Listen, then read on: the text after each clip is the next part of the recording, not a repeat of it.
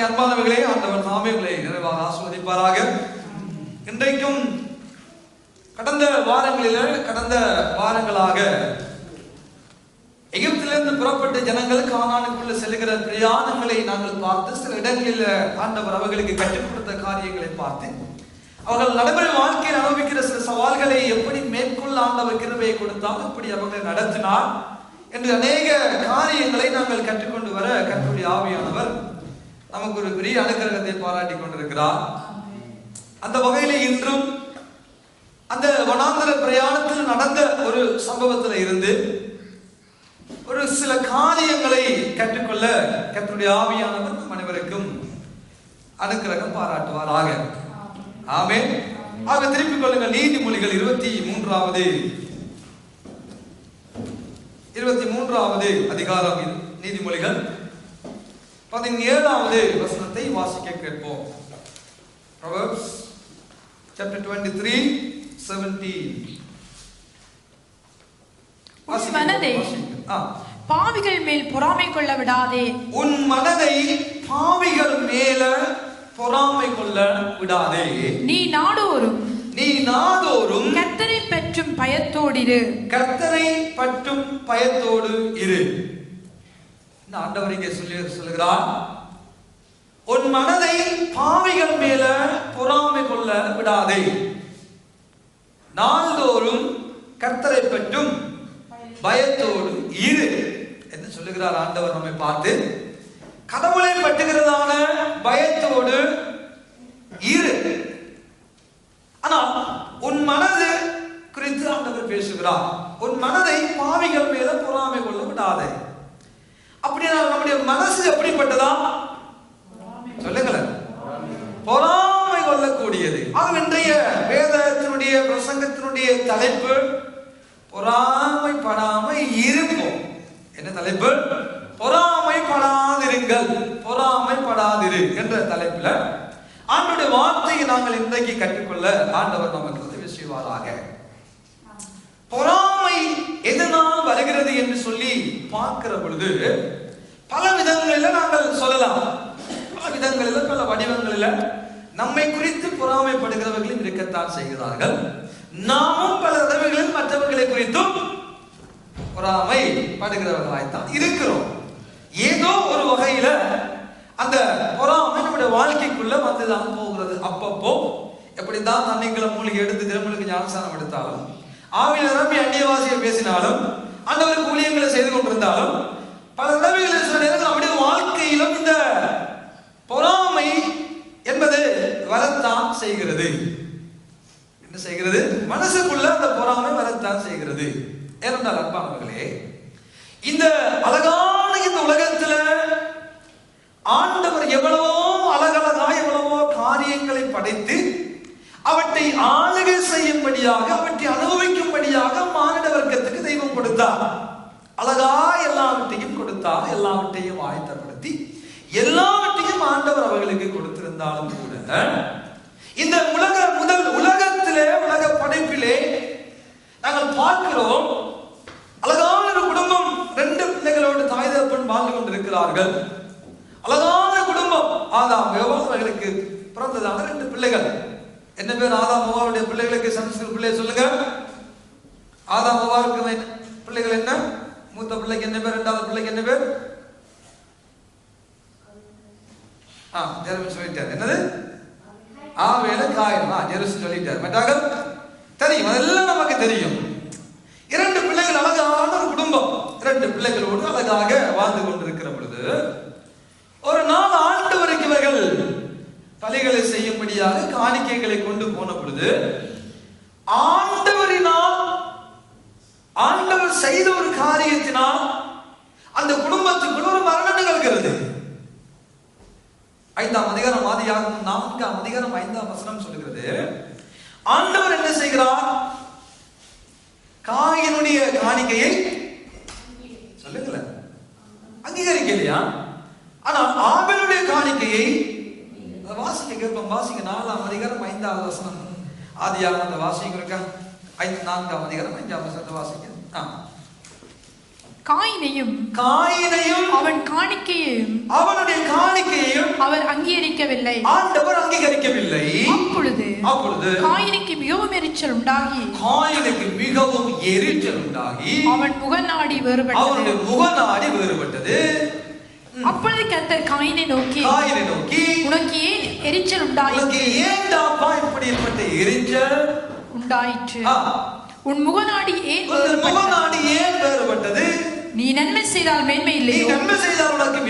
நீ நன்மை செய்யாதிருந்தால் பாவம் வாசப்படி இருக்கும் என்று ஆண்டவர் சொன்னார்.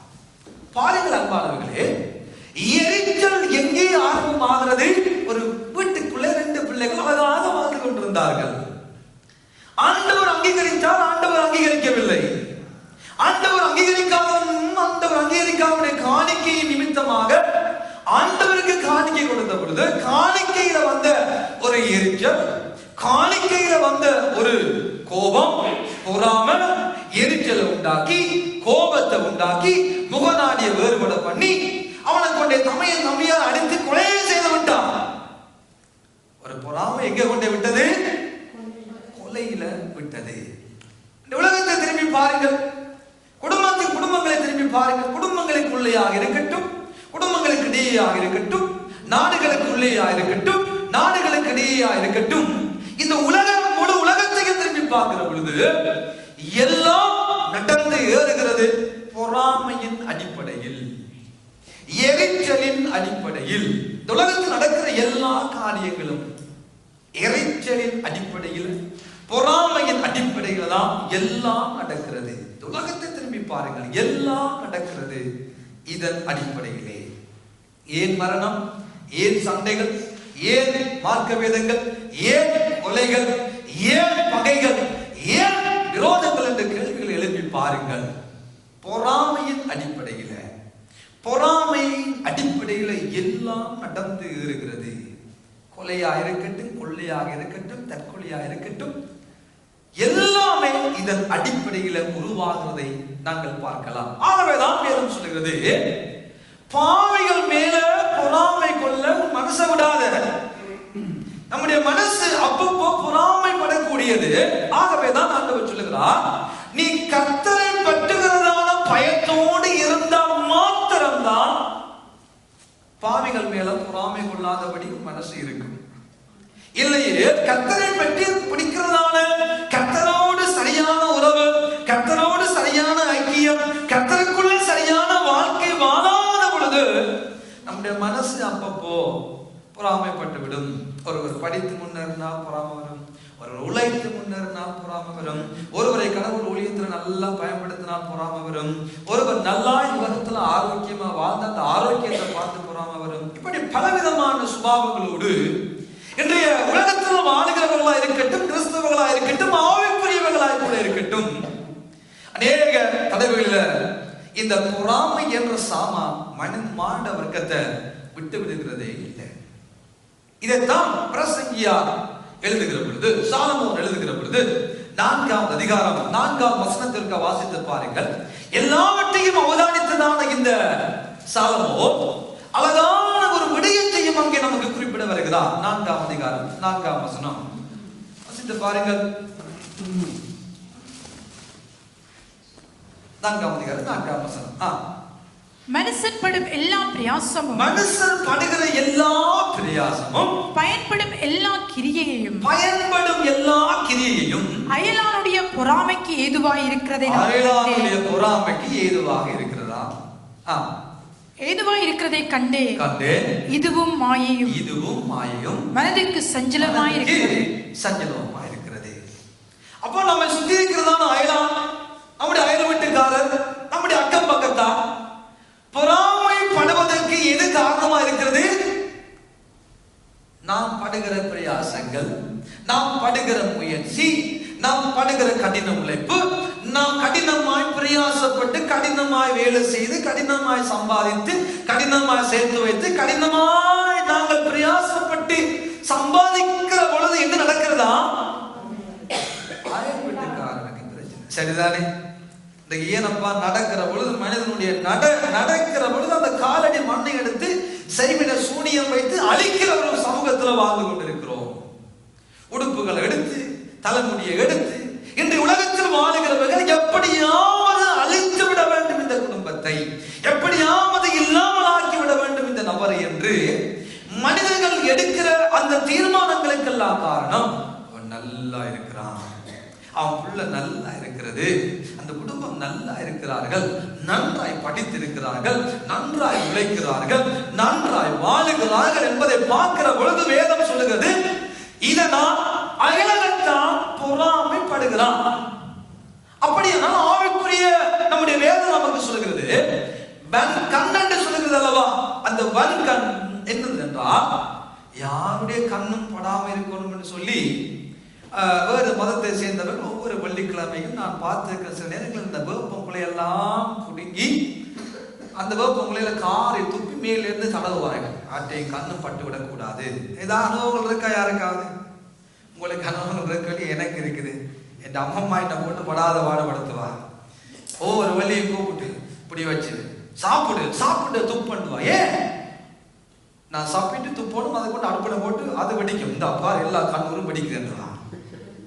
அது சாப்பாடு நீங்க சும்மா வந்து நெருப்புல போட்டாலும் வெடிக்கிற சத்தம் கேட்கும். நான் என்ன செய்ய சப்ப வச்சு அந்த சாப்பாட்டை வெளியால கக்க வச்சு அதை தலையை சுத்தி அடுப்புல போட்டு இந்த எல்லா கண்ணூரும் வெடிக்குது என்று சொல்லுவார்கள். அது அவர்களுடைய மூட நம்பிக்கையா இருக்கட்டும். அதனால் போட்டு எங்களை போட்டு படாத பாடுபடுத்துறவர்களும் இருந்தார்கள் இந்த உலகத்தில், இன்றைக்கு இல்லை. ஆனால் சந்தோஷம் ஆண்டுக்குள்ள அவர் நித்திரை அடைந்தார். அன்பானவர்களே, இப்படி வன்கம் என்பது உண்டு. போட்டிகள், பொறாமைகள், எரிச்சல்கள், அதை வேதம் வன்கம் என்று குறிப்பிட்டு பார்க்கிறது. அந்த வன்கண்கள், போட்டிகள், பொறாமைகள் என்பது உண்டு. நம்மை பார்த்து பொறாமைப்படுகிறவர்களும் உண்டு, நாம் பார்த்து பொறாமைப்படுகிற சம்பவங்களும் நடக்கத்தான் செய்கிறது. என்னதான் இருந்தாலும் ஏதோ ஒரு விதத்துல நடக்கத்தான் செய்கிறது. ஆனால் ஒரு நேரம் நாங்கள் எல்லாரும் என்ன செய்வோம்? ஆண்டவரை இந்த குடும்பத்தை ஆசீர்வதிங்க, இந்த பிள்ளையை ஆசீர்வதிங்க, இந்த நபரை ஆசீர்வதிங்க ஜெபிக்கிற செபிக்கிற ஆவிக்குரிய அல்லேலூயா கூட்டமாகிய நாம் அந்த குடும்பத்தை, அந்த நபரை ஆண்டவர் ஆசீர்வதித்த பொழுது நமக்குள்ள என்ன வருகிறது? நான் எதனால் அந்த குடும்பம் ஆசீர்வதிக்கப்பட்டார்கள்? ஜெபிக்கிறோம், உபவாசிக்கிறோம், எல்லாரும் செபிக்கிறோம், ஆண்டவர் ஜெபங்களை கேட்டு நன்மை செய்கிற பொழுது, அந்த நன்மை செய்கிற பொழுது அந்த நேரத்தில் அதை பார்க்க முடியாத பொறாமையும் எரிச்சல்களும் அப்பப்போ சில நபர்களுடைய வாழ்க்கையில வந்துதான் போகிறது. அதுதான் ஆண்டவர் சொல்றாரு, நீ கர்த்தரை பற்றுகிற பயத்தோடு இருப்பாயானால் அந்த காரியங்களிலிருந்து மனதை பாதுகாத்துக் கொள்ள கூடும் என்ற செய்தியை நீதிமொழிகளில் ஆண்டவர் நமக்கு தெளிவாக பேசினார்.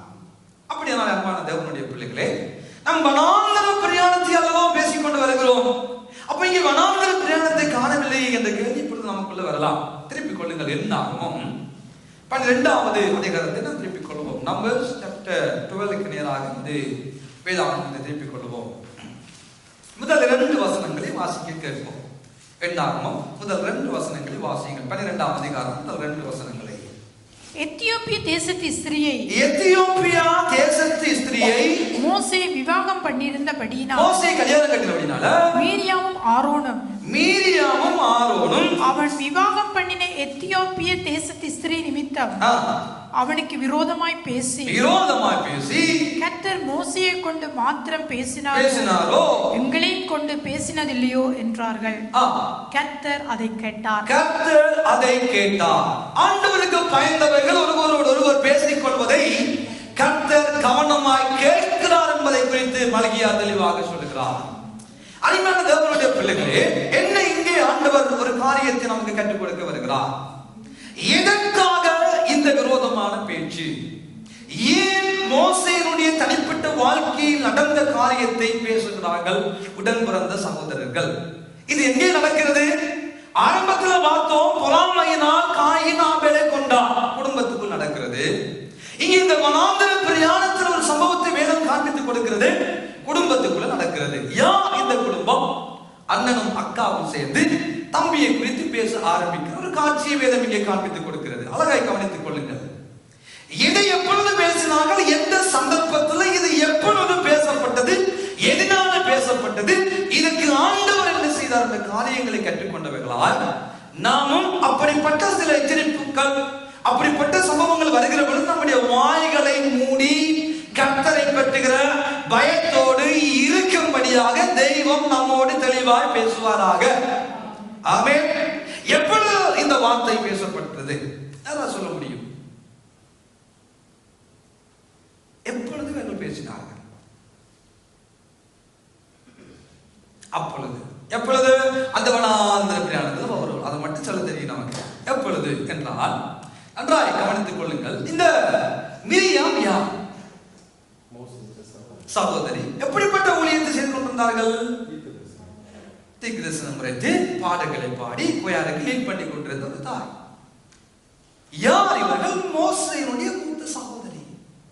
மோசேயை கொண்டு போய் அங்கே தண்ணீரில வைத்து அந்த மோசேக்கு என்ன சம்பவிக்கப்பட போவதோ என்று தன்னுடன் பிறந்த சகோதரனை அந்த புரண்ட பொழுது பாதுகாத்து பராமரித்து அவனுக்கு தேவையானவற்றை மறைமுகமாக செய்து கொண்டிருந்த ஒரு சகோதரி.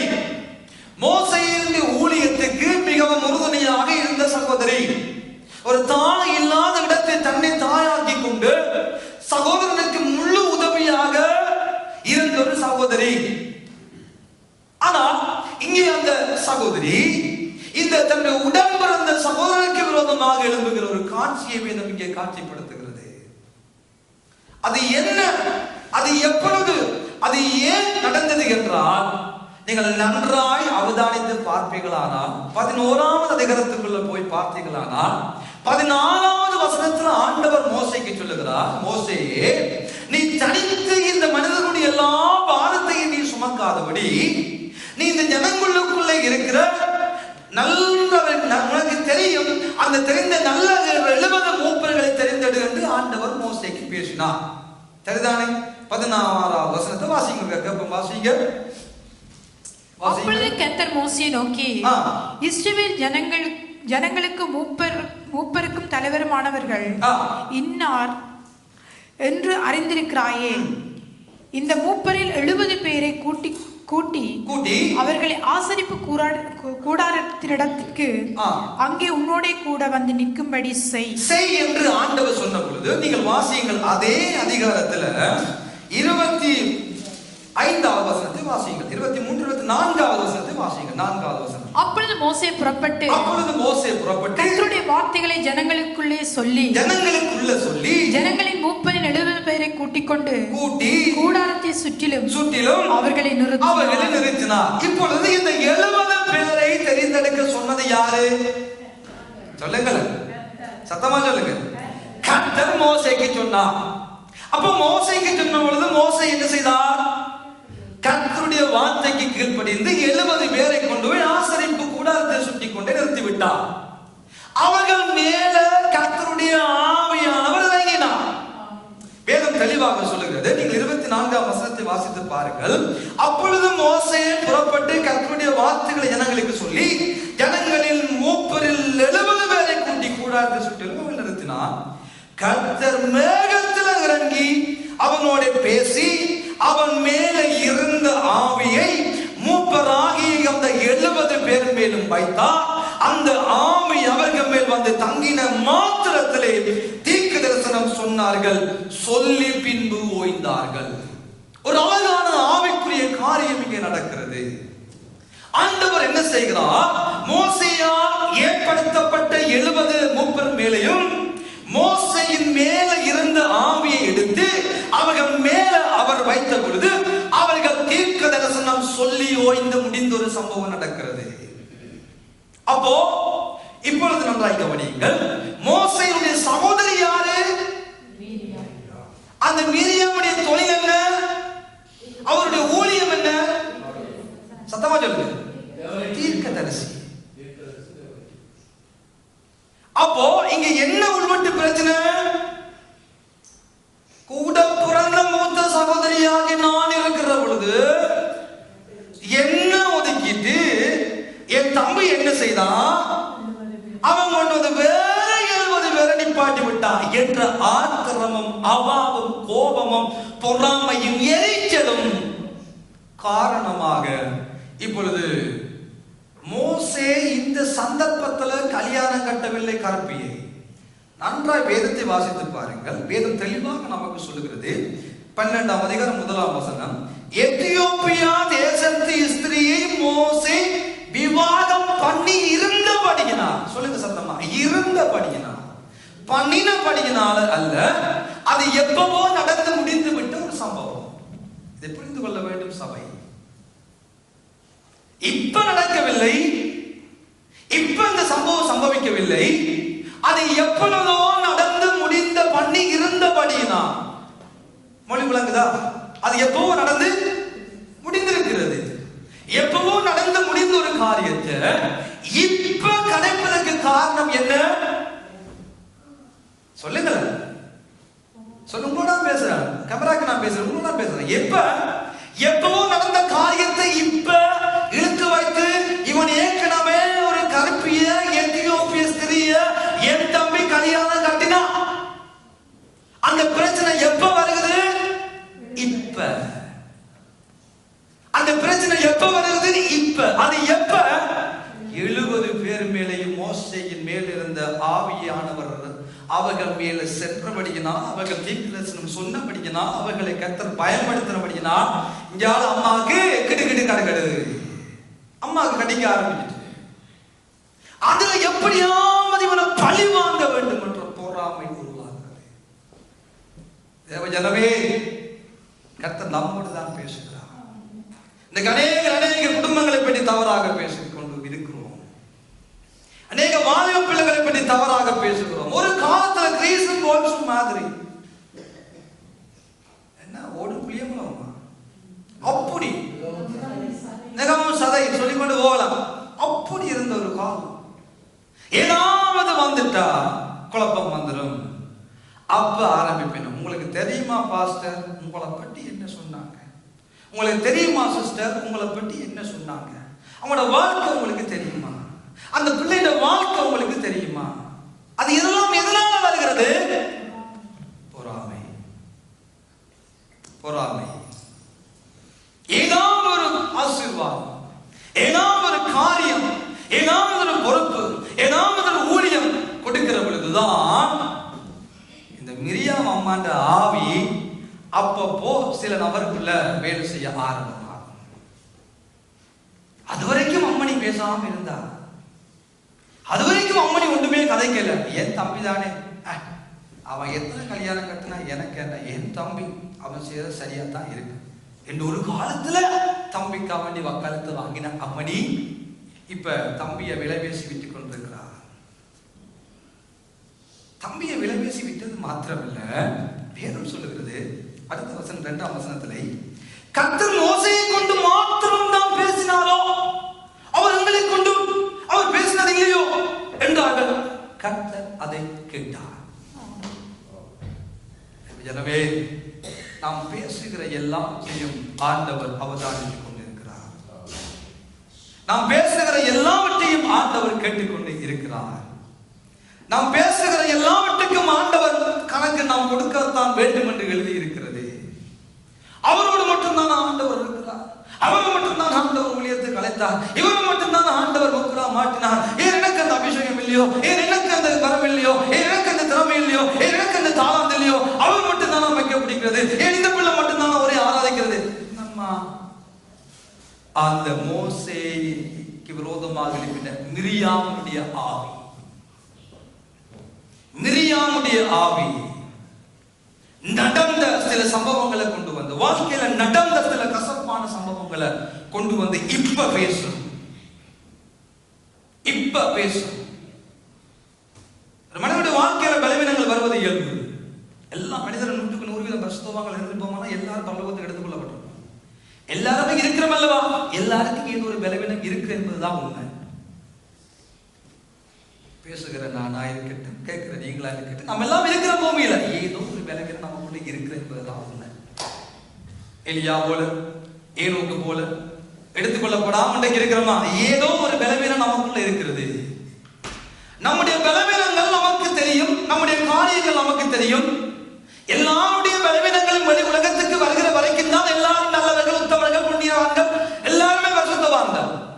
அவருடைய அட்டூழியங்கள் இந்த வெளி உலகத்துக்கு வருகிற பொழுது, அம்பலம் ஆகிற பொழுது அப்பத்தான் சில அசிங்கங்கள் நாத்தங்கள் வெளியாக வரும். வரும் எல்லாரும் பரிசுத்தவான்கள், வரும் எல்லாரும் பெரிய உத்தமர்கள். ஒரு நாள் எல்லாம் கர்த்தர் வெளியரங்கமாக்குவார். ஒரு நாள் எல்லாம் மகா சபையில வெளியரங்கமாக்கப்படும்.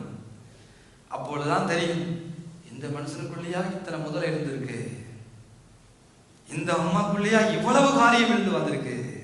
வர யாரும் பேசலப்பா, வர யாரும் பேசல. குடும்பத்துக்குள்ள இருக்கிற அக்கா பேசுகிறார், வர யாரும் பேசல. குடும்பத்துக்குள்ள இருக்கிற அண்ணன் அக்காவுக்கு உதவி அளிக்கிறார், சகோதரிக்கு உதவி அளிக்கிறார். காரணம் என்ன ஏற்படுத்தல மூப்பரா, நான் தான் அவனை பாதுகாத்தேன். அன்றைக்கு தண்ணிக்குள்ள போட்டுதான் செத்து போயிருப்பான். நான் தான் அவன் அன்றைக்கு பாதுகாத்தேன். அரமனைக்கு கொண்டு போனேன்.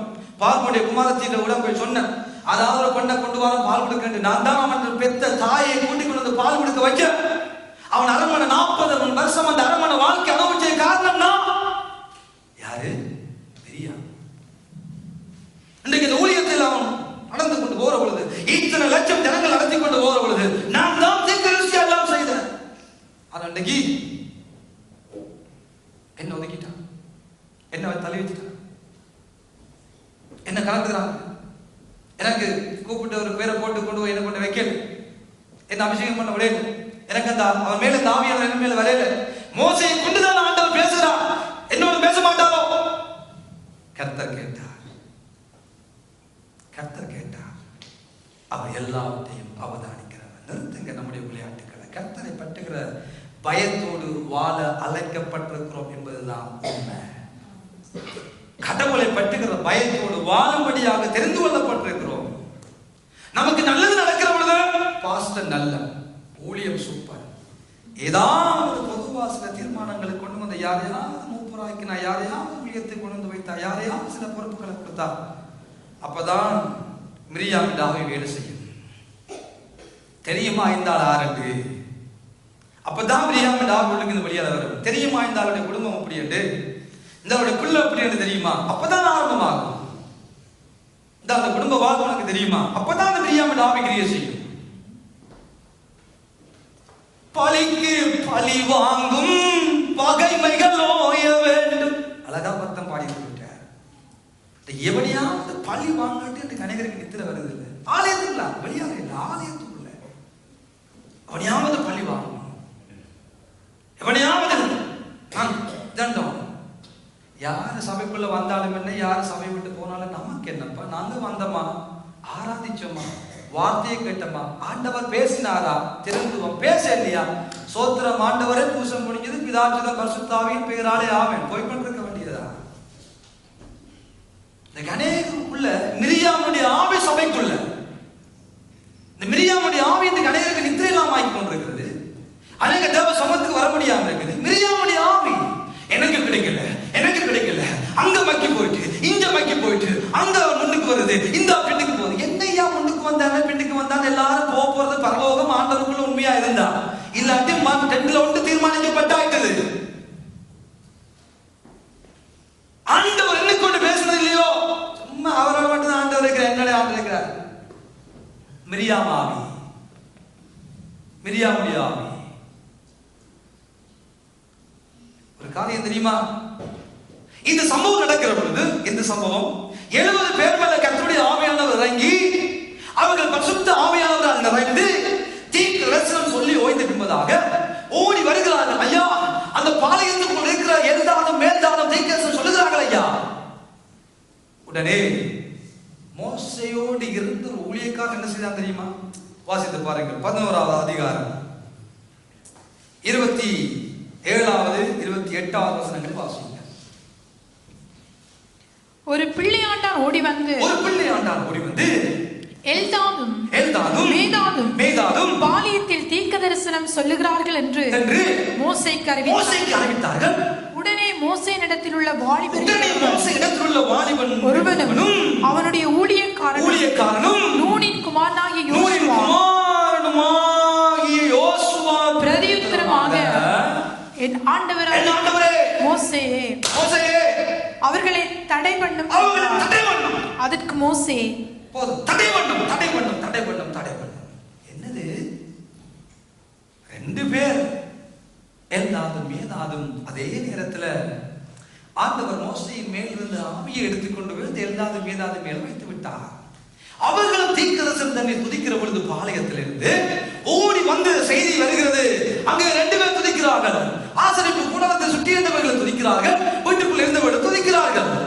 செய்தி வந்த பொழுது யோசுவா எழுப்பி, மோசேயே ஸ்டாப் பண்ணுங்க, அவங்களை நிறுத்துங்க, நிப்பாட்டுங்க நிப்பாட்டுங்க நிப்பாட்டுங்க. யாரு? மோசேயின் ஊழியக்காரன். யாரு? மோசையோடு இருந்தவன். என்ன? அதை நிறுத்துங்க, அவன் செய்யக்கூடாது. ஸ்டாப் பண்ணுங்க அந்த எல்தாதும் மேதாதும் விளையாட்டு. மோசே காணும், நிப்பாட்டு மோசே, நிப்பாட்டுங்க நிப்பாட்டுங்க. அதான் இந்த விளையாட்டுல சரி வராது. ஆனா ஏன் அவர்கள் துதித்தார்கள்? ஏன் அந்த எல்தாதும் மேதாதும் அங்கே தீர்க்கதரிசனம் சொன்னார்கள் என்றால் வேதம் தெளிவாக நமக்கு சொல்லுகிறது. தொடர்ந்து வாசியுங்கள். அதற்கு மோசே, நீ எனக்காக வைராக்கியம் காண்பிக்கிறாயோ? கர்த்தருடைய ஜனங்கள் எல்லாரும் தீர்க்க தரிசனம் சொல்லத்தக்கதாக கர்த்தர் தம்முடைய ஆவியை அவர்கள் மேல் இறங்க பண்ணினால் நலமாயிருக்குமே என்றார்.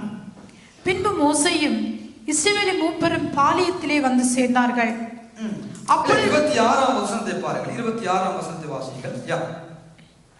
அப்பொழுது 2 பேர் பாளையத்தில் இருந்து விட்டார்கள். ஒருவன் பேர் எல்தான், மற்றவன் பேர் மேதாத். அவர்களும் போர் வழியில் எழுதப்பட்டு இருந்தும் கூடாரத்துக்கு புறப்படாதிருந்தார்கள். அவர்கள் மேலும் ஆவி வந்து தங்கினதினால் பாளையத்தில் தீர்க்கதரிசனம் சொன்னார்கள். சும்மா அரங்கல சொல்லுங்க, சும்மா அரங்கல ஆவியானவர் சும்மா அந்த 2 பேர் மேல இறங்கல. மோசையின் நிமித்தமாக முன்குறிக்கப்பட்டு தெரிந்து கொள்ளப்பட்டு பேர் வழியில் எழுதப்பட்டவர்களாய் வீட்டுக்குள் இருந்தபடியினால் இறங்கினார். சும்மா அரங்கல ஆவியானவர் மோசையினால் ஏற்படுத்தப்பட்டபடியினால் ஆண்டவர் இறங்கினார். பேர் வழியில் குறிப்பிடப்பட்டு எழுதப்பட்டிருந்தபடியினால் அவர்கள் கூடாரத்துக்கு வராமல் இருந்தபடியினாலும் அவர்களுடைய பெயர் எழுதப்பட்டிருந்தபடியினால் இறங்கினார். பெயர் எழுதப்பட்டிருந்தது, பெயர் எழுதப்பட்டிருந்தது. இதனால் எல்தாதும் மேதாதும் அப்படிப்பட்ட சாக்கியத்தை பாளையத்துக்குள்ளே பெற்றுக் கொள்ளும்படியான கிருபையை பெற்றுக் கொண்டார்கள். இங்கே பாளையத்துக்கு தேவனுடைய ஆசரிப்பு கூடாரத்தை சுற்றி இருந்தவர்கள் மேலும் இறங்கினார். அதே ஆவியானவர் வீட்டுக்குள்ளே இருந்தவர்கள் மேலும் பாளையத்துக்குள்ளே இருந்தவர்கள் மேலும் இறங்கினார். இதை பார்த்த யோசுவா, மோசே நிப்பாட்டுங்க, மோசே நிப்பாட்டுங்க நிப்பாட்டுங்க. ஆண்டவர் சொன்னார், எல்லா ஜனங்களும் எல்லார் மேலும் இறங்கணும் என்றதான் என்னுடைய ஆசை. எல்லார் மேலும் இறங்க வேண்டும் என்பதாக என்னுடைய ஆசை. இப்படிப்பட்ட இருதயம் நமக்குள்ள வர வேண்டும்.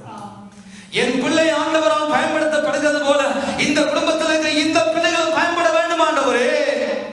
அந்த உணர்வு நமக்குள்ள ஏன் வரமாட்டம் பண்றது? நான் ஆசீர்வதிக்கப்படுகிறது போல, நான் கனப்படுத்தப்படுகிறது போல, நான் அபிஷேகம் பண்ணப்பட்டு ஆண்டவரால் பயன்படுத்தப்படுகிறது போல, என் பிள்ளைகள், என் குடும்பம், என்னுடைய சந்ததி தேவ சமூகத்துக்குள்ள இருக்கிறது போல மற்ற பிள்ளைகளும் மற்றவர்களும் மற்ற குடும்பங்களும் மற்றவர்கள் ஊழியம் செய்ய வர வேண்டும் அல்லவோ? அந்த உணர்வு ஏன் நமக்குள்ள வருகிறது இல்ல? யோசுவாவை போல மோசே காவண்டி வைராக்கியம் பாராட்டி, தெளிவாக சொல்லு, மோசே காவண்டி வைராக்கியம் பாராட்டி சொல்லுகிறார், மோசையே நிப்பாட்டுங்க அவரை, நீ மட்டும்தான் ஆவியில் நிறைந்தவராக இருக்க வேண்டும், நீ மட்டும்தான் ஊழியத்தை செய்ய வேண்டும், நீ மட்டும்தான் பேச வேண்டும், நிப்பாட்டுங்க மோசே அவங்கள. மனிதனுக்காக வைராக்கியம் பாராட்டாதிருப்பீர்களாக. எந்த ஒரு மனுஷன் இன்றைக்கு பேசுகிற நாம் நாளைக்கு இல்லாமல் போகலாம். உங்களை ஒரு காலத்தில் நம்மை ஒருவர் நட்டிருக்கலாம், ஒருவர் நீர் பாய்ச்சிருக்கலாம், ஒருவர் கிளைகளை வெட்டியிருக்கலாம். அம்மா நடுகிறவனாலும் ஒன்றுமில்லை, நீரை பாய்ச்சுகிறவனாலும் ஒன்றுமில்லை, ஒரே செய்ய தெய்வம் ஒருவர் உண்டு. அவரை சார்ந்து கொள், அவரை பிடித்துக் கொள்ளுங்கள், அவரை பிடித்துக் கொள்ளுங்கள். அதை விட்டுட்டு என் பாஷை என்ன அபிஷேகம் பண்ணல, என் குடும்பத்துக்கு வரல, எனக்கு தாளாட்டல, எனக்கு சீராட்டல, வேண்டாம் இந்த கூச்சாட்டு விளையாட்டுகள் வேண்டாம். எனக்கு அவனுடைய வைராக்கியம் பாராட்ட வேண்டாம். இன்னைக்கு என்ன பார்த்து பாச நல்ல பிரசங்கம் சொல்ல அதே வாய் நாளைக்கு போய் இவரெல்லாம் ஒரு மனுஷனான்னு சொல்லுவீங்க. இது நம்முடைய சுபாவம். இன்றைக்கு அவர் நல்லவர், இவர் நல்லவர், இவர் உத்தமர், இவர் பரிசுத்தவான், இவர் நீதிமான், இவர் மகா பரிசுத்தவான் சொல்லுது அதே வாய் நாளடிக்கும், நம்ம நாளடிக்கும். அதுக்காக தான் ஆண்டவர் சொல்றார், நாசியில் சுவாசம் உள்ள மனுஷனை நம்பாத, எண்ணப்படுவதற்கு அவன் ஏமாத்திரம், அவன் அழிகிற பொழுது அவன் யோசனை அழியும், அவன் சிந்தனை அழியும், பிரபக்களையும் ரட்சிக்க திராணம் உள்ள மனுஷனை நம்பாத என்று பைபிள் சொல்லுது. ஆனா நம்ம ஏதாவது கை காலில் பிடிக்க ஏதாவது மனுஷன்கிட்ட ஏதாவது பெற்றுக்கொள்ள எவ்வளவு பாடுகளை படுகிறான், எவ்வளவு காரியங்களை செய்கிறான். ஒரு வேலை ஸ்தலமா இருக்கட்டும், ஒரு உயர்வை பெற்றுக்கொள்ள, ஒரு மதிப்பை பெற்றுக்கொள்ள, ஒரு கணத்தை பெற்றுக்கொள்ள நாய்படாத பாடுபடுறோம். இந்த உலகத்தில் இருக்கிற செல்வாக்க, புகழ, கணத்தை, நல்ல மதிப்பை பெற்றுக்கொள்ள நாய்படாத பாடுபடுறோம். ஏன் ஆண்டவத்தில் இருக்கிற ஆசீர்வாதங்களுக்கு பெற்றுக்கொள்ள முயற்சி செய்யாம இருக்கிறோம்? ஆண்டவத்தில் இருக்கிற நன்மைகள் 1000 இருக்கிறதல்வோ. ஆண்டவத்தில் இருக்கிற கணத்தை பெற்றுக்கொள்ள பிரயாசப்படுங்கள். ஆண்டவத்தில் இருக்கிற நன்மைகளை பெற்றுக்கொள்ள பிரயாசப்படுங்கள். ஆண்டவத்தில் இருக்கிற உயர்வை பெற்றுக்கொள்ள பிரயாசப்படுங்கள். இன்றைக்கு தாளாட்டி சீராட்டி தூக்கி இணைத்து பேர் புகழ்ந்து வருகிற அதே உயர்வு, அதே கனம் உயர்த்துகிற அதே மனுஷன் நாளைக்கு தள்ளுவான், கேவலமா பேசுவான்.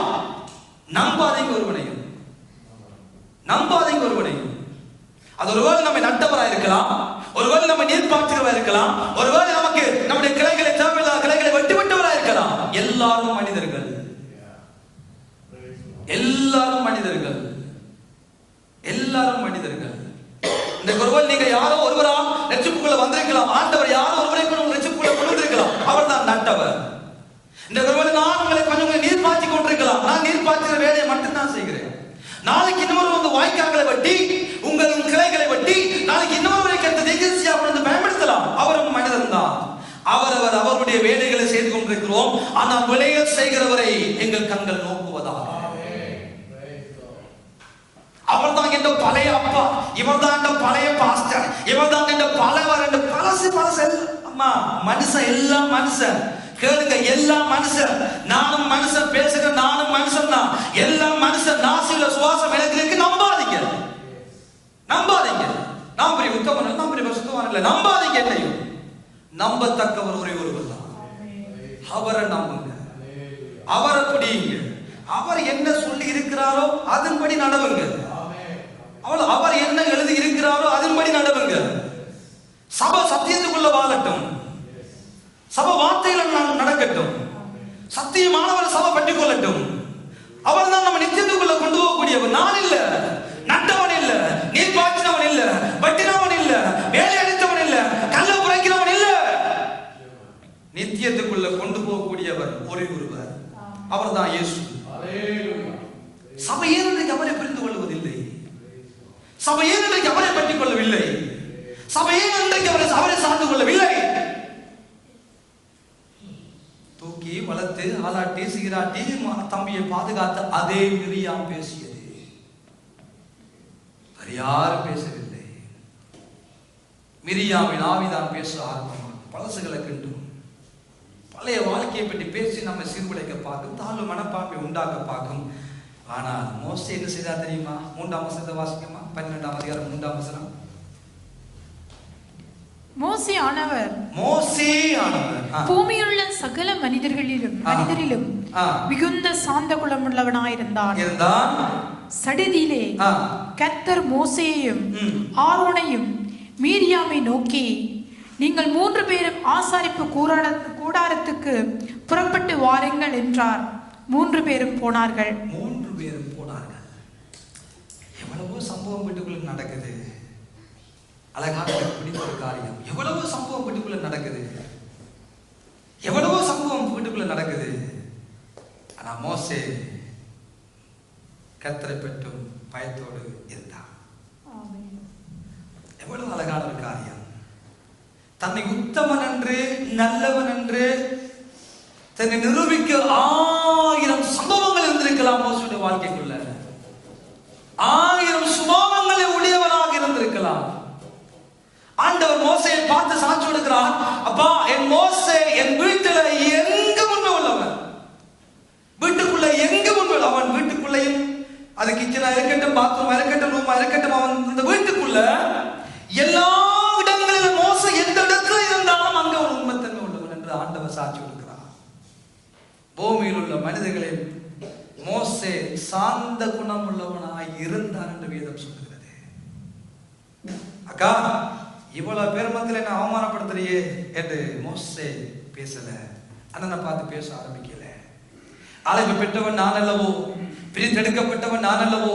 இத்தனை லட்சம் ஜனங்களை காப்பாற்றும்படியாக ஆண்டவர் என்னை அல்லவோ தெரிந்து கொண்டார். நான் அல்லவோ அபிஷேகம் பண்ணப்பட்ட நான் அல்லவோ அழைக்க பண்ணப்பட்ட நான் அல்லவோ தெரிந்து கொள்ளப்பட்ட நான். ஒன்றுமே மோசே பேசல, ஒன்றும் மோசே பேசல, ஒன்றும் மோசே பேசல. மோசே கர்த்தரை பற்றும் பயத்தோடு மௌனமாய் மோசே இருந்தபடியினால் மோசேக்காக கிரியை செய்யக்கூடியவர் எழுந்திருக்கிறார். கடைக்குடி வாழ்க்கையில் என்ன தெரியுமா பிரச்சனை?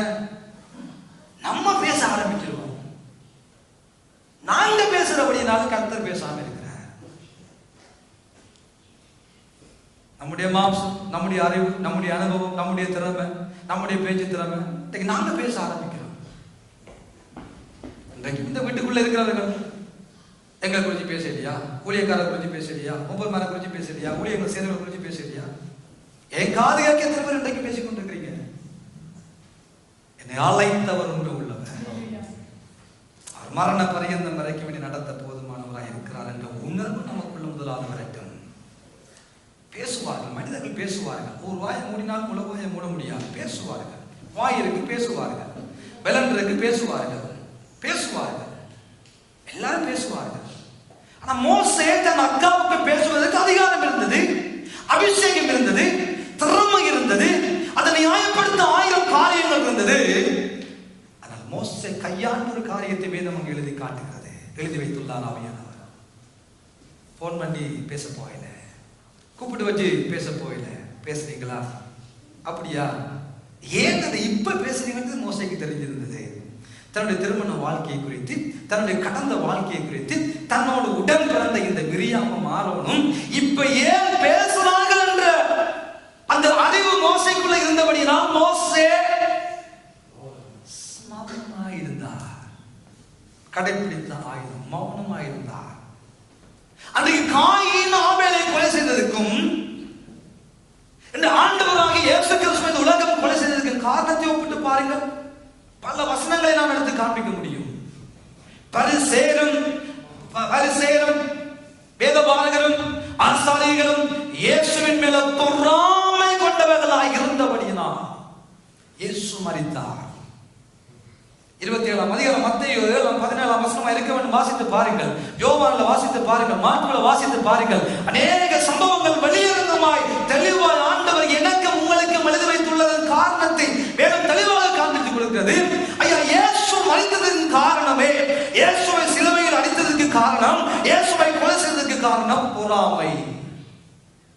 27ஆம் அதிகாரம் 17ஆம் வசனம் இருக்க வேண்டும். வாசித்து பாருங்கள். மத்தேயு எழுதிய சுவிசேஷ புத்தகம் மத்தேயு 27:17.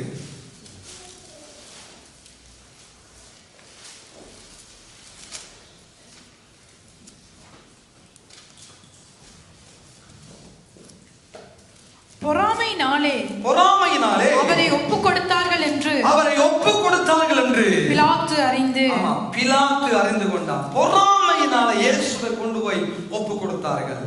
மார்க்கு 15ஆம் அதிகாரம் 9ஆம் வசனத்தை வாசித்து பாருங்கள். மார்க் chapter 15:9 9ஆம் வசனத்தை வாசித்து பாருங்கள். மார்க்கு 15:9 பொறாமையினால பிரதான ஆசாரியர்கள் அவரை ஒப்புக் கொடுத்தார்கள் என்று பிலாத்து அறிந்தார். பொறாமை இயேசுடைய மரணத்துக்கு காரணம் பொறாமை. இயேசு நல்ல அற்புதங்களை செய்து அவர் தன்னை தேவனுடைய குமாரனாக இந்த உலகத்துக்கு காண்பித்து அவர் கிரியை செய்கிறவராய், அவர் அற்புதங்களை செய்கிறவராய், அடையாளங்களை செய்கிறவராய் அவர் இந்த பூமியில வாழ்ந்த பொழுது அவருக்கு பின்பதாக ஒரு பெரும் திரள் கூட்ட ஜனங்கள் போகிறது. பொறாமை. பரிசேயனுக்கு பொறாமை, வேதபாரகனுக்கு பொறாமை.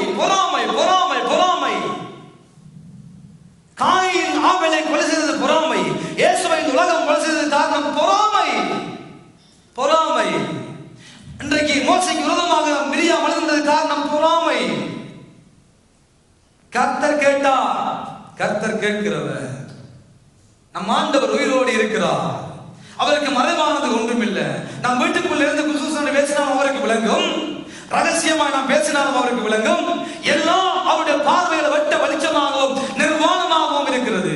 எல்லாம் வெட்ட வெளிச்சமா இருக்கிறது. யோசுவாவை போல மனுஷனுக்காக வைராக்கியம் பாராட்டாதிருங்கள், கர்த்தருக்காக வைராக்கியம் பாராட்டுங்கள். மிரியாம்களை போல, ஆரோனை போல சுய லாபங்களுக்காக, சுய அபிலாஷங்களை நிறைவேற்றுவதற்காக, சுய தேவைகளை நிறைவேற்றுவதற்காக, சுய புகழ்ச்சி, தன் புகழ்ச்சி, பெருமைகளை சம்பாதித்துக் கொள்ளும்படியாக மற்றவன் மேல பொறாமை படாம இரு. தேவனை பற்றி பயத்தோடு வாழ பழகிக் கொள்வோம். கர்த்தரை பற்றும் பயத்தோடு இருங்கள் என்று வேதம் சொல்லுகிறது. வனாந்தரத்தில் நடந்த சம்பவம் கர்த்தர் கேட்டார். உண்மையான ரீசனை குறித்து பேசல, உண்மையான மோசையுடைய வாழ்க்கையில் நடந்த சம்பவத்தை குறித்து இப்பொழுது பேசவில்லை. இது எதற்காக பேசப்படுகிறது, இது ஏன் பேசப்படுகிறது, ஏன் இப்பொழுது பேசுகிறார்கள்? எல்லாவற்றையும் மறைந்து ஆண்டவர் கூப்பிடுகிறார், வாங்க வாங்க. குஷ்டரோகம் மிரியாமுடைய கையில வந்து 7 நாள் பாளையத்துக்கு புறம் பார்க்கப்பட்டவர்களாய் தனித்து விடப்பட்டார். அவளா வேதம் சொல்லுகிறது, அந்த மிரியாமா இவர்களுடைய பிரயாணம் 7 நாள் தடைப்பட்டது என்று வேதம் சொல்லுகிறது. வாசித்து பாருங்கள், என்ன ஆகும் 12ஆம் அதிகாரத்திலே கடைசி வசனத்தை வாசித்து பாருங்கள். 14வது 15வது 16ஆம் வசனங்களை வாசியுங்கள். 12ஆம் அதிகாரம் கடைசி 3 வசனங்களை வாசியுங்கள். கர்த்தர் மோசேயை நோக்கி, அவள் தகப்பன் அவள் முகத்தில் காரி துப்பினதுண்டானால் அவள் 7 நாள் வெட்கப்பட வேண்டாமோ?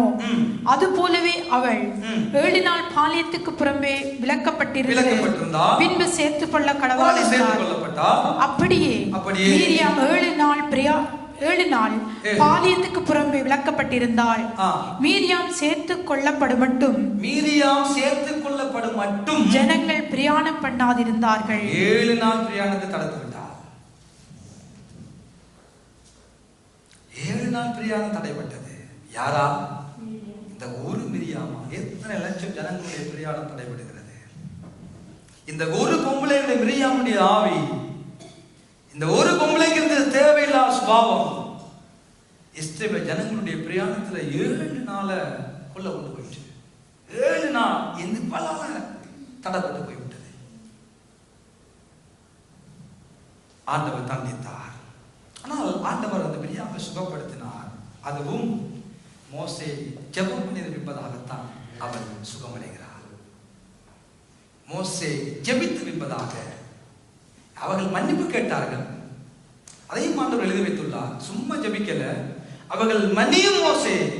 பாதி சரீரம் பாதி அப்படி அழகி விழுந்து போக வேண்டுமோ அவர்கள் பறந்து பேசுகிறார், மன்னிப்பு கேட்கிறார்கள். மோசே ஆண்டவரிடம் மன்றாடுகிறார், ஆண்டவர் சுகப்படுத்துகிறார். ஆனால் 7 நாள் பாளையத்துக்கு வெளியே. குடும்பமாயிருக்கட்டும், எங்களுடைய தனிப்பட்ட குடும்பமாயிருக்கட்டும், ஆவிக்குரிய குடும்பமாகிய சபையாயிருக்கட்டும், நாங்கள் வாழ்கிற சமூகமாயிருக்கட்டும், வேதம் சொல்கிறது இந்த பொறாமை என்பது ஒரு எலும்புருக்கி. பொறாமை எலும்புருக்கி என்று வேதம் சொல்லுகிறது. அது அழித்துக் கொண்டே போகும். பொறாமை படப்பட படப்பட படப்பட, ஒருவருடைய உயர்வை பார்த்து பொறாமை படப்பட படப்பட படப்பட, ஒரு ஆவிக்குரிய ரீதியில வளர்ந்து போறதை பார்ப்பதா இருக்கட்டும், இந்த வெளியரங்கமான உலக ஆசீர்வாதங்கள் ஆஸ்வதிக்கப்பட்டு ஆண்டவளை கனப்படுத்துகிற காரியமா இருக்கட்டும், அதை பார்த்து பொறாமை படப்பட படப்பட படப்பட அது எலும்புருக்கி என்று வேதம் சொல்லுகிறது. அது நாமே அழித்துக் கொள்ளுகிற அளவுக்கு அது நஞ்சாக நம்ம உடலுக்குள்ள கிரியை செய்யலாம். அதிலிருந்து சபை வெளியே வருவீர்களாக. அதிலிருந்து நம்முடைய வாழ்க்கையின் சுபாவங்கள் மாறும்படியாக நாம் வெளியே வருவோமாக. அது எல்லாரையும் அழிக்கும். அது எல்லாரையும் அழிக்கும். அது நாம் இருக்கிற சூழ்நிலையை நாசமாக மாற்றும். அது குடும்ப சமாதானத்தை கெடுக்கும். குடும்பங்களுக்கு இடையே இருக்கிற உறவின் சமாதானத்தை கெடுக்கும். சபைக்குள்ள இருக்கிற நிம்மதியை கெடுக்கும். ஐக்கியத்தை கெடுக்கும். சபை தாமதமாகும். மிரியாம்களோடு பயணிக்க முடியாது. மிரியாம்கள் மன்னிக்கப்பட வேண்டும். மிரியாம்கள் வந்து தேவ சமூகத்துல அவர்கள் மனம் திரும்ப வேண்டும். மிரியாம்கள் தேவனுடைய சமூகத்துல ஒப்புரவாக வேண்டும். இப்படிப்பட்ட மிரியாம்களை ஆண்டவரே விலக்கி வைக்கிறார். மிரியாமுடைய ஆவி இன்னைக்கு அநேக சபைகளை கெடுக்கிறது. மிரியாமுடைய ஆவி இன்னைக்கு அநேக குடும்பங்களை கெடுக்கிறது. மிரியாமுடைய ஆவி இன்னைக்கு அநேக குடும்பங்கள், சகோதரர்கள் நல்லா இருக்க முடியதில்லை. அண்ணன் தம்பி தானே, அண்ணன் தம்பி சகோதரி நல்ல உறவு, நல்ல 3 பேர், நல்ல குடும்பங்கள். 3 பேரும் ஊழியத்தில் ஏற்படுத்தப்பட்டார்கள். அந்த 3 பேருக்குள்ளேயும் அபிஷேகம் இருந்தது, வரம் இருந்தது. ஆண்டவர் பேசினார், தேவன் இருந்தார். ஆனாலும் அந்த 3 பேருக்கு உள்ளேயும் இப்படிப்பட்ட காரியங்கள் வந்ததுக்கு காரணம் பொறாமை. ஊழியத்தில் என்னை ஏற்படுத்தல, எனக்கு அந்த 70 பேர்ல ஒரு ஆளை என்னை ஏற்படுத்தல. அக்காவுக்கு பிரச்சனை, அண்ணாக்கு பிரச்சனை. அதுதான் அந்த குடும்பத்தினுடைய பிளவுக்கு காரணமாக, பிரிவினைக்கு காரணமாக, ஆண்டவர் கூப்பிட்டு பேசுவதற்கு காரணமாக மாறியது. எந்த நிலைமையிலும் நாங்கள் இருந்தாலும் நேசம் நமக்கு உண்டு. எங்களை புறக்கணிக்காத ஒரு தெய்வம் நமக்கு உண்டு. எங்களை ஒதுக்காத ஒரு தகப்பன் நமக்கு உண்டு. அன்பான தேவனுடைய பிள்ளைகளே, பாவிகள் மேல பொறாமை கொள்ள மனதுக்கு இடம் கொடுக்காதீங்க. கர்த்தரை பெற்றும் பயத்தோடு வாழுங்கள் என்று நீதிமொழி 23ஆம் அதிகாரம் 17ஆம் வசனத்தில் நாம் வாசித்தோம். அவ எங்களை குறித்து மற்றவர்கள் பொறாமைப்படுகிறவர்களா இருந்தா அவளுக்கு ஜெபம் பண்ணி போட்டு கடந்து போங்கள். ஒருவன் எங்கள் வாழ்க்கையில எங்கள் மனதுல மற்றவர்களை குறித்து நமக்கு ஒரு பொறாமை இருக்குமென்றா நம்முடைய மனசுல நம்ம மாற்றிக்கொள்ள நாங்கள் மனம் திரும்ப இன்றைய நாள் இன்றைய வார்த்தை நமக்கு ஒரு ஆசீர்வாதமான செய்தியாக அமையட்டும். குடும்ப வளர்ச்சிக்கு, சபை வளர்ச்சிக்கு, ஆவிக்குரிய ஊழிய வளர்ச்சியில எங்களாலே ஏனப்பா ஆண்டுடைய சபை பாதிக்கப்பட வேண்டும், எங்களாலே ஆண்டுடைய ஊழியம் பாதிக்கப்பட வேண்டும், நாங்களே 7 நாள் பாளையத்துக்கு புறம்பே தள்ளாக்கப்பட வேண்டும், தள்ளி வைக்கப்பட வேண்டும். நாம் எல்லாரும் ஒன்றாய் ஒன்றித்து பிரயாணம் பண்ணும்படியாக தேவனால் தெரிந்து கொள்ளப்பட்ட பிள்ளைகளாக இருக்கிறோம். அன்றைக்கு அந்த 70 பேர் மேலதான் கர்த்தருடைய ஆவியானவர் இறங்கினார். இன்றைக்கு மாம்சமான யாவர் மேலும் என்னுடைய ஆவியை ஊற்றுவேன் என்பவர் நமக்குள்ளே வந்து வாசம் பண்ணுகிறார். பல ஏற்பாட்டு காலத்தில் அப்பப்போ அங்கே கிரியை செய்தார். அது எப்பவர் அப்பப்போ நியாயவாதிகள் மேல வந்தார், இறங்கினார். 40 ஆண்டுகள் 15 ஆண்டுகள் 80 ஆண்டுகள் என்று அவர்கள் எழுப்பி நியாயம் விசாரிப்பார். முடிந்துவிடும். ஆனால் இந்த புதிய ஏற்பாட்டு காலத்துல வாழுகிற நானும் நீங்களும் ஆவியானவரை நம்முடைய வாழ்க்கைக்கு உள்ளே வைத்துக் கொண்டு வாழ்நாள் முழுவதும் வாசம் பண்ணும்படியான கிருபையை பெற்றுக் கொண்டு இருக்கிறோம். அந்த கிருபையை இழந்து விடாதபடிக்கு எனக்குள்ள வாசம் பண்ணுகிற என் ஆவியானவர் ஒவ்வொருவருக்கு பேர் சொல்வது, அவனுக்கென்று ஆண்டவர் வரங்களையும் தாளாந்துகளையும் ஆண்டவருடைய கிருபையான ஈவுகளை அவனுக்கென்று ஆண்டவர் தனித்தனியாக கொடுத்திருக்கிறார். எல்லாரும் தீர்க்கதரிசிகள் அல்ல, எல்லாரும் போதகர்கள் அல்ல, எல்லாரும் அப்போஸ்தலர்கள் அல்ல. எல்லாரும் ஆண்டவருடைய வார்த்தை சொல்கிறது, அவனுக்கென்று ஆண்டவர் அந்த வரங்களை, ஈவுகளை, திறமைகளை, தாளந்துகளை அவனுக்கு ஆண்டவர் பகிர்ந்து கொடுத்திருக்கிறார். அவர் அப்படி எல்லாருக்கும் பகிர்ந்து கொடுத்திருக்கிறார். என்னுடைய பரிந்து உங்களுக்கோ, உங்களுடைய பரிந்து எனக்கோ கொடுக்கிற ஆண்டவர் அல்ல. அவர் குறைவுள்ளவர் அல்ல, அவர் நிறைவுள்ளவர். அவங்க எல்லாருக்குள்ளும் இருக்கிற ஆவியானவர் எல்லாருக்குள்ளும் அவர் தன்னுடைய விருப்பத்தின்படி, அவர் அவருடைய விருப்பத்தின்படி அவர் நமக்கு அந்த வரங்களையும் திறமைகளை நமக்கு கொடுத்திருக்கிறார். அதை என்று பார்த்து தேவ சமூகத்துல அதை பெற்றுக் கொண்டவர்களாய் அந்த வரங்கள் கிரியை செய்ய நாம் பிரயாசப்படுவோமாக. அதை விட்டுட்டு மோசையோடு பேசினவர் என்னோடு பேச மாட்டாரோ, மோசைக்கு காட்டினவர் எனக்கு காட்ட மாட்டாரோ, மோசை அழைத்தவர் என்னை அழைக்கவில்லை என்ற தர்க்கங்கள், வாக்குவாதங்கள், சண்டைகள் இல்லாதபடி என்னுடைய ஆண்டவர் எனக்குரியதை எனக்கு தந்திருக்கிறார்.